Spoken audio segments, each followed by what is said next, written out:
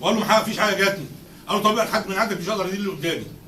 ما كنتش اعرف تنسيله مضاعفه المبلغ، ولا حد في الشركات كلها كان يعرف. بعد اذنك المفروض في ربط بين الممثلين العاملين وبين اللي بيتخذ القرار، يعني في ربط المفروض بين الاثنين. المفروض النقابه العامه بتقول لي النقابه العامه ما قالتش، ما ساعدتش حاجه خالص. ماشي يا ريس، المفروض في ربط كانوا بيتكلموا، المفروض في ربط بين الممثل العاملين وبين اللي بيتخذ القرار. كانوا بيتكلموا. ما انا اقول لك اهو، النقابه العامه واللجنه الشرعيه، ثواني يا عاطف، ثواني يا عاطف، النقابه العامه واللجنه الشرعيه كانوا بيتكلموا على زياده الوظائف اللي تخش البدل ده. مظبوط. فزودوا الوظائف وبالقرار بالزياده من غير هم ما يعرفوا. الحاج ما كانش يعرف كمان، اللي هو اساسا المفروض في اللجنه الشرعيه. بعد ما اللجنه الشرعيه زودت الوظائف رفع القرار لرئيس المجلس التنفيذي او المجلس الهيئه نفسه. ماشي حضرتك، انا كعامل وهم اللي ضاعفوا المبلغ. حضرتك انا كعامل ليا ممثل، حضرتك ممثل عامل. ماشي وانا ما اتاخرتش. انا اسف يا عاطف، استاذ صديقي بس عاوز اضيف كلمه يا جماعه. ماشي يا عاطف. هي بس في مشكله صغيره جدا، واحنا دلوقتي قاعدين بنتكلم على ايه؟ بنتكلم على النقابات وورق رسمي، والنقابه بتروح والنقابه بتروح.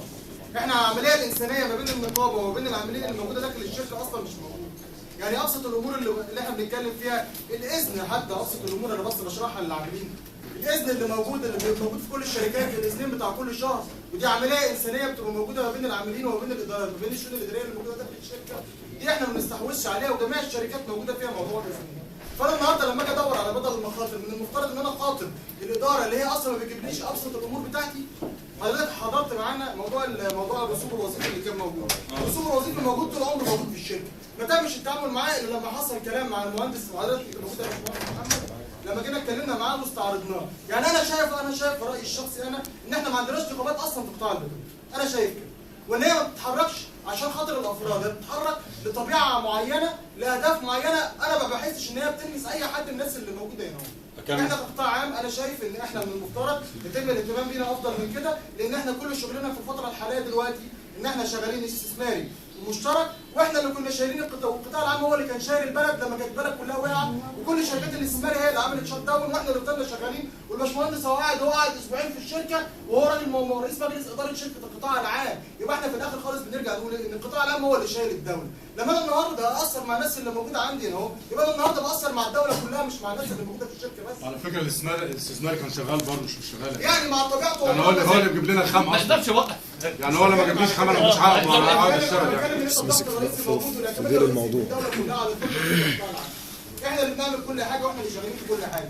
طلباتنا كلها عمرها ما كانت انا ما شفتش يا ريس، ان انا وانا قاعد في مكتبي مره واحده لقيت ان في حاجه جت لنا لوحدها. لازم يحصل مشكله، ولازم يبقى في موضوع، ولازم الدنيا تكبر. في حته ان احنا النهارده نخطط النقابات والنقابه العامه، نبعت النقابه العامه والنقابه العامه تقعد في مجلس استشاري، والمجلس الاستشاري يطلع لي. انا شايف ان الهيئه كشغلها بقى لها اكتر من فتره كبيره جدا، ما لا يقل عن 5 6 سنين، كل تطوراتها وكل تشغيلها كله بيتجه اتجاه الهيئه، ما بيتجهش اتجاه القطاع العام. والدليل على كده ان احنا لما بعت لنا 150 جنيه اللي اتضافوا عندنا على الاساسي بتاعنا، عشان هم ما اخدوش في الهيئه، راح بعت لنا مؤثرات عشان هم يشتغلوا عليها، عشان احنا نتضرر. لما هم نزل لهم بدل التخصص بتاعهم، هل في حد قدر يعبر الهيئه ويقول لها يا هيئه انت ازاي ما تحطيش مؤثرات عندك على 25% بدل الاشراف؟ لما جم صرفوا الشهور بتاعت الهيئه، متعارف عليه دوليا ومتعارف عليه الدنيا كلها ان دائما وابدا الارباح بتصرف اكتر لاصحاب المواقع، ما بتصرفش اللي قاعدين في المكان. يعني الهيئه السنه اللي فاتت صرفوا ارباح قد ايه، واحنا كشركات قطاع العام صارفين ارباح قد ايه؟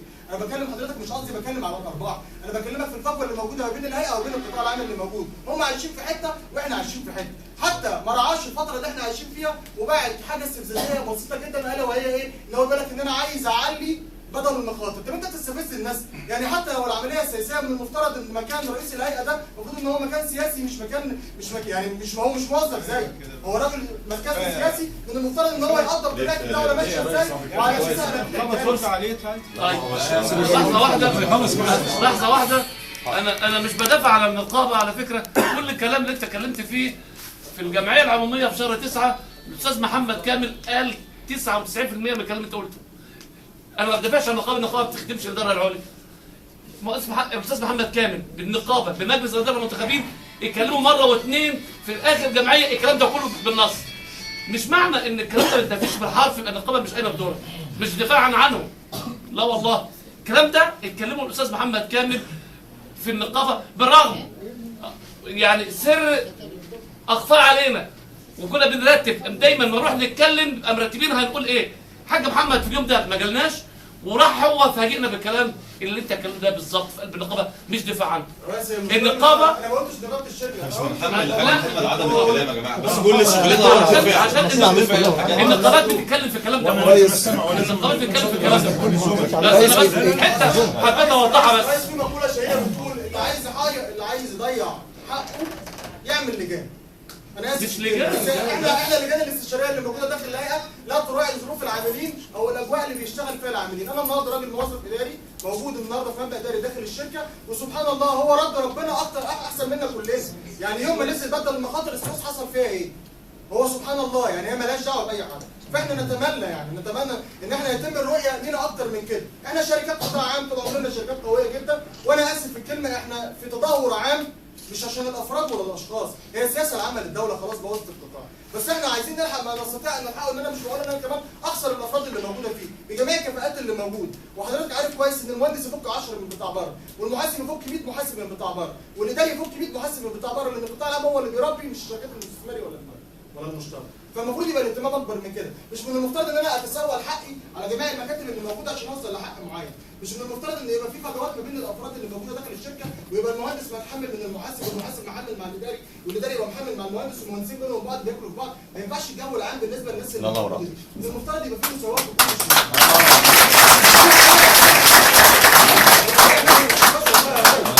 موجوده داخل الشركه وحاجه الواحد بيبقى زعلان منها، مفيش واحد في الشركه له عنده انتماء للشركه، الناس كلها عايز تهرب من الاستثماري والمشترك، دي حقيقه حضراتكم كلها عارفينها. ليه بقى؟ لان مفيش حقوق بتيجي جوه القطاع العام، كله بيشوف حقوقه بره في المشترك وفي الاستثماري. فاتمنى من حضراتكم يعني يبقى في نظره بالنسبه للقطاع العام مش الافراد. انا مش هعقب على كلامك، انا اقول كلمه واحده صغيره بس، ان لله الحمد القطاع العام ماليش دعوه بالاستثمار ولا المشترك ولا الكلام ده كله، لله الحمد ال 12 شركه قطاع عام احنا كرؤساء لجان نقابيه في كل صغيره وكبيره بنتصل ببعض، وفي شركات النصر السويس وصل لها، النصر جنب السويس ما وصلهاش او ما علموش عندهم بدل بخاطر حتى هذه اللحظه لكن احنا منظمين مع بعض. بقول له خلي بالك القرار وصل هنا، هو يقول لي عملتوا ايه، وبننظم مع بعض في الشؤون الداخليه اللي بنقدر عليها. لكن انا كنقابي معيش عصايه سحريه وعلى اللجنه الاستشاريه. بالنسبه لحضرتك يا ريس بدل المخاطر المطبقه في السويس من سنه 2006، انا هنقول من شركه السويس بدل المخاطر المطبقه في 2006 مطبقه في الشركه من 2008. هو مطبق برضه مطبق هنا من 2006. لا مش مطبق، لا مطبق هنا 2006 من 1/1/2006 وجاي القرار. اوضح لك بس انا هقول لحضرتك القرار الانتشار والتوسع في بدل المخاطر كان موجود في الشركات بره قبل ما يجي الشركه هنا، يعني في افراد جالهم من اهو بدل المخاطر كان بره بياخدوهم من قبلهم بسنه ونص. انا اقول لك ليه بقى معلش، هقول لك اولا قرار صدر من الوزير 16/12/2005 بالتطبيق اعتبارا من 1/1/2006.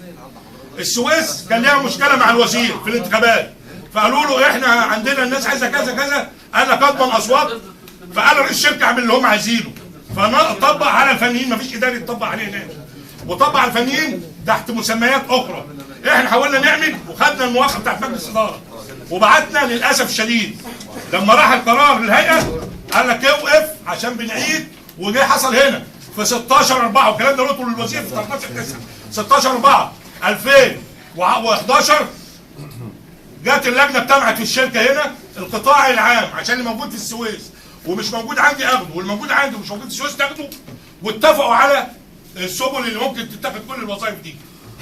لما راحت اللجنه الشرعيه احنا ما عندناش علم باللي بيحصل فيها كله، وبعد ما بيخلص قرار اللجنه الشرعيه ما هوش ملزم، ده بيروح اللجنه العليا او الهيئه التنفيذيه بتاعت كل الشركات استثماري وعام وخلافه.